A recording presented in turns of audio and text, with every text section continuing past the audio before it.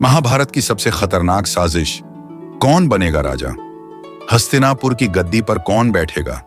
युधिष्ठिर जो धर्म का प्रतीक था, या दुर्योधन जो हर हाल में राजगद्दी चाहता था? दोनों ही स्वयं को राजगद्दी का सही उत्तराधिकारी मानते थे। युधिष्ठिर अभिषिक्त राजा के सबसे बड़े पुत्र थे और विचित्र वीर्य के प्रथम पोते थे। पांडवों के अनुसार उनके चाचा केवल एक संरक्षक थे, लेकिन कौरवों का मानना था कि उनके पिता के साथ अन्याय हुआ और वे ही विचित्र वीर्य के ज्येष्ठ पुत्र होने के कारण सिंहासन के वास्तविक उत्तराधिकारी थे।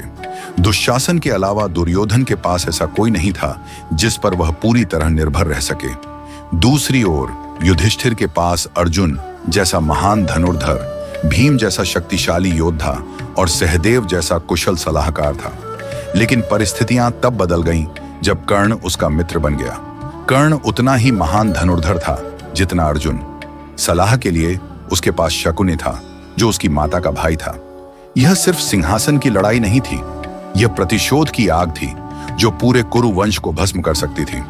राजमहल में मामूली से मामूली बातों पर भी पांडवों और कौरवों के बीच झगड़े होते रहते थे। एक दिन विदुर ने धृतराष्ट्र से कहा, जब इनका विवाह होगा और अन्य राज्यों की स्त्रियां इस परिवार में प्रवेश करेंगी तो स्थिति और अधिक बिगड़ सकती है।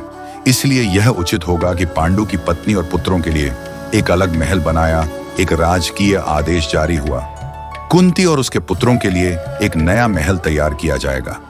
लेकिन यह कोई साधारण महल नहीं था, यह था लाख का महल, ज्वलनशील, मौत का जाल। हमें इन पांडवों से छुटकारा पाना ही होगा और उसके लिए हमें खेल समझदारी से खेलना होगा। विदुर महल में प्रवेश करते हैं और दीवारों को छूते ही चौंक जाते हैं। उनकी आंखों में चिंता है, लेकिन चेहरे पर संयम बना हुआ है। विदुर ने कुंती से कहा, राजमाता, यह एक महल नहीं, एक मौत का जाल है। इसमें आग लगाई जाएगी और कोई भी बाहर नहीं निकल सकेगा। पांडवों की आंखों में सवाल थे, लेकिन विदुर के पास एक जवाब था, एक गुप्त रास्ता, एक सुरंग, एक मौका बच निकलने का। लेकिन क्या सच में वे बच पाएंगे? रात गहरी थी, हवा में एक बेचैनी थी और फिर आग की लपटें आसमान छूने लगी। महल जल रहा था, हर तरफ आग थी। पूरा नगर जलते महल को देख रहा था।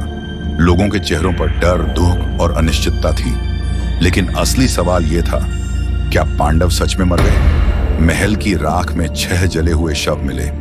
पूरे हस्तिनापुर में मातम छा गया। लेकिन ये 6 लोग कौन थे?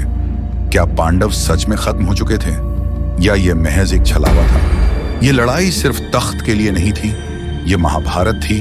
कौन बचेगा, कौन हारेगा, कौन करेगा विश्वासघात? सच्चाई जानने के लिए हमारी अगली कड़ी देखें, पांडवों की वापसी, बदले की ज्वाला। अगर आपको यह कहानी पसंद आई तो लाइक करें, शेयर करें और चैनल को सब्सक्राइब करना न भूलें।